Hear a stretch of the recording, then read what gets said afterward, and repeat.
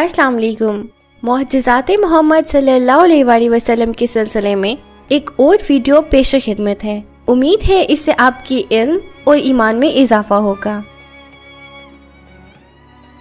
غزوہ بدر میں گرفتار ہونے والے دشمنان اسلام میں ابی بن خلف بھی شامل تھا۔ جب وہ فدیہ دے کر رہا ہو رہا تھا تو اس نے جاتے ہوئے اونچی آواز میں کہا، میں آج سے اپنے گھوڑے کی ایسی پرورش کروں گا جو پہلے کسی نے نہ کی ہوگی، اور پھر اس پر چڑھ کر محمد صلی اللہ علیہ وآلہ وسلم کو قتل کروں گا، معاذ اللہ۔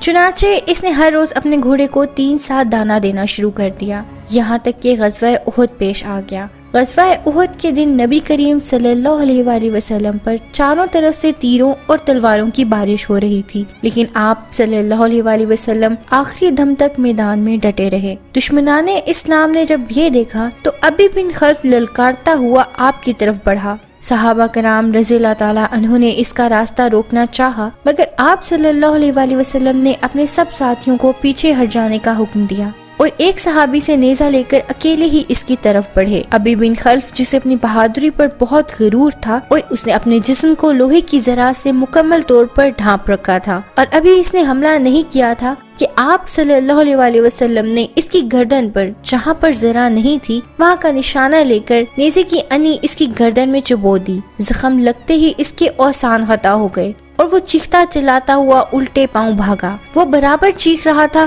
میں مارا گیا، میں مارا گیا۔ قریش نے اسے یوں چیختے ہوئے دیکھا تو کہا، یہ تو معمولی سا زخم ہے، تم اس طرح خوفزدہ ہو کر شور کیوں مچا رہے ہو؟ اس پر اس دشمن اسلام نے جواب دیا، بے شک یہ سچ ہے کہ یہ معمولی زخم ہے، لیکن یہ محمد صلی اللہ علیہ وآلہ وسلم کے ہاتھ کا زخم ہے۔ یہ کہتے ہی وہ گرا اور گر کر ختم ہو گیا۔